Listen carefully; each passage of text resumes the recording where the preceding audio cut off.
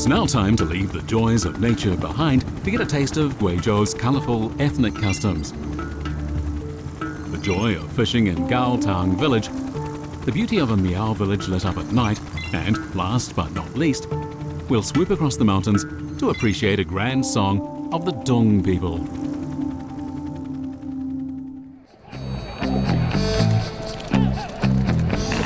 The fun of festivals lies in personal participation. The people of Guizhou village in Shibing County are far from happy being casual bystanders. Fish catching is an annual grand event here.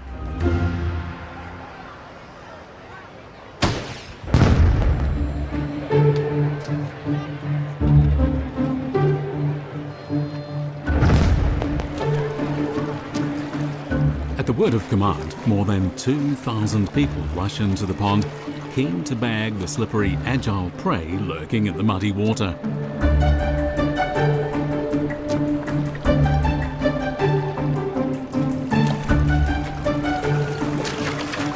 Eating fish is a dietary custom passed down from generation to generation by the Miao ethnic group. Their ancestors lived in the high mountains and raised fish in ponds. Over the years, this practical activity gradually evolved into a festival. It's said that the fish catching festival began some 600 years ago. Today, the purpose of the festival is about more than just carrying forward the tradition, but about giving those who work outside a reason to come back home.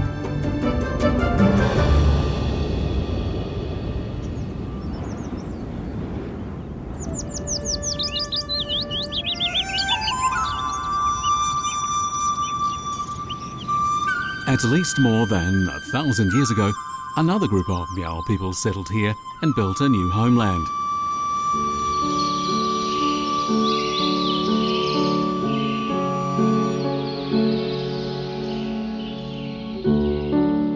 As the population grew, the scale of the Miao village continued to increase, little by little, fusing together a dozen adjacent hamlets into one whole.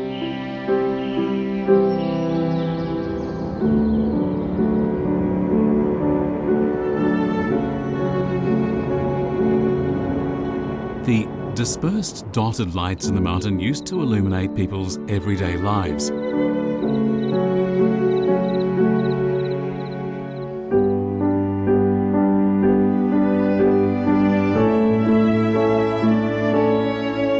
Nowadays, the function of these lights is symbolic as well as practical. The visual name card of the Miao village lighting up their way to the outside world.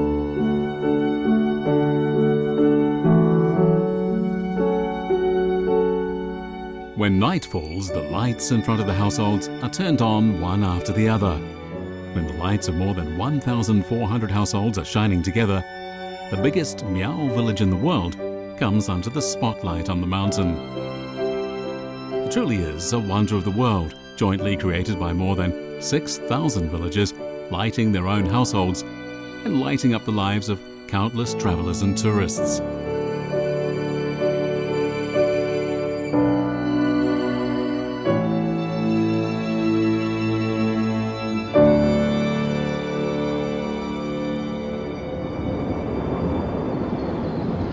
While most Miao people in southeast Guizhou have built their homes in the mountains, the Dung people have their villages down in the valleys.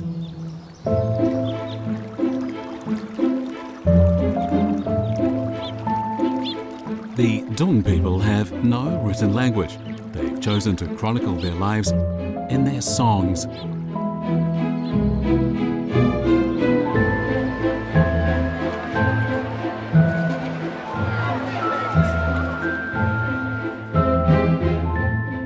Generally, a grand chorus calls for the participation of around 60 people. Dung choruses, however, are on a much larger scale, often involving more than 500 people.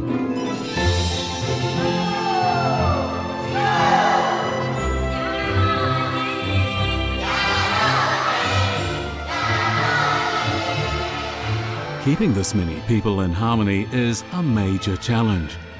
But luckily, the people of the Dung nationality have their own ways of keeping everyone in tune. The lead singers act as the regulator in the chorus, sending out signals to keep everyone in time. Movements also help to achieve this. Thanks to these ingenious methods, the Dung people are able to perform in grand choruses like this one with no need for conductors or rehearsals.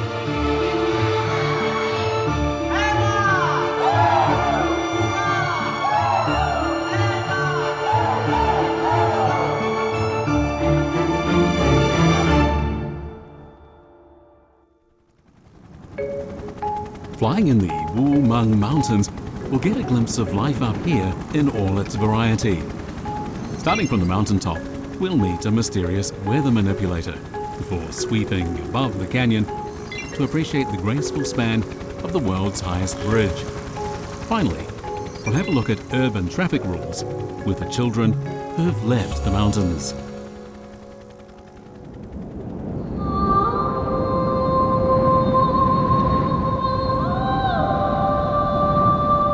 Whatever else Guizhou has going for it, nobody can say it isn't rainy. In fact, it's rare to see 3 sunny days in a row. From on high, it's easy to see why.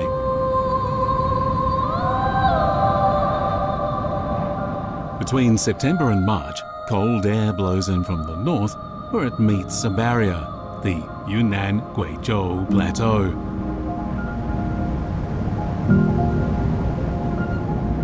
Blocked by the undulating mountains, the cold air loses power and settles over Guizhou.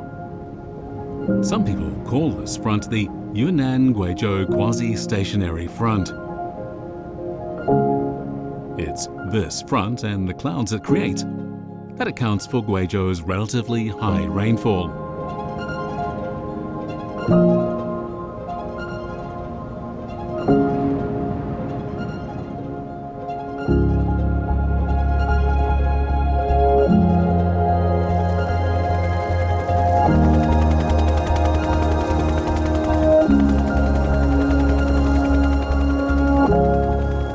But it's thanks to the rain that Guizhou possesses another iconic scenic area, 66.67 square kilometers of alpine grassland.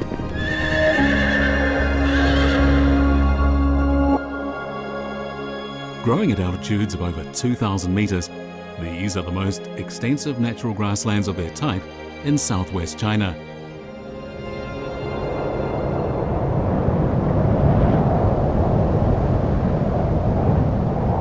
In a land of mountains and valleys, it's no wonder that bridges are one of the most noticeable human contributions to the Guizhou landscape. The Beipan River Hangrui Expressway Bridge stands over half a kilometre above the river surface and was the highest structure of its kind when it was completed.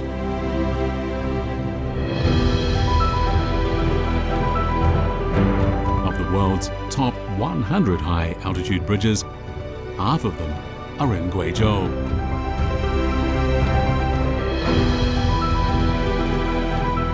As the only province in China that has no plain, Guizhou has built more than 10,000 bridges and highways above canyons and other dangerous places.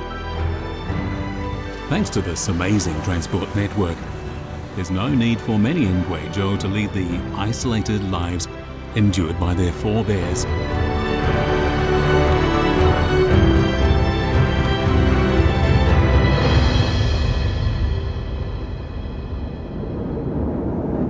Just 3 years after the Beipan River Hangrui Expressway Bridge was opened to traffic, another world record for bridge construction was set in Guizhou.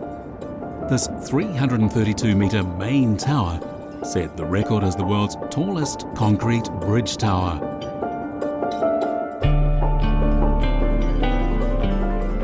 The crucial stage of this project was joining the different sections of the bridge together. It was a process that set benchmarks in construction standards. Hundreds of sensors monitored the bridge in real time for 2 days, capturing the vibrations, however slight, of 2 trucks carrying loads of 35 tons constantly crossing the bridge at varying speeds. Later, 40 trucks with the same load were called in to put weight on critical positions of the bridge structure.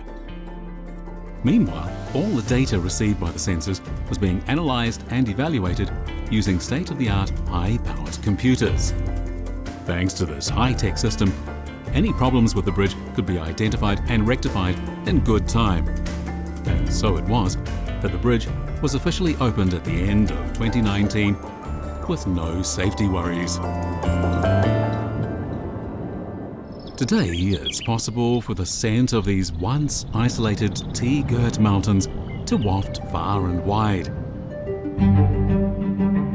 This magnificent stretch of green is the largest contiguous tea garden in the world. After hand-picking the tea in spring, the tea leaf pickers return to the stage in summer and autumn. Working in threes, their blades cut fresh leaves into a bag. Thanks to this coordinated effort, a group of skilled workers can harvest as much tea as it took 40 people to harvest in days gone by. But what happens to all this tea? These days, it's not just for drinking. Much of the tea is now processed into matcha and other natural condiments used in everyday life for a variety of purposes. At present, Guizhou is the country's #1 tea garden area by area. It's a boundless sea of tea bushes full of vitality, and it bears the dreams of many to become rich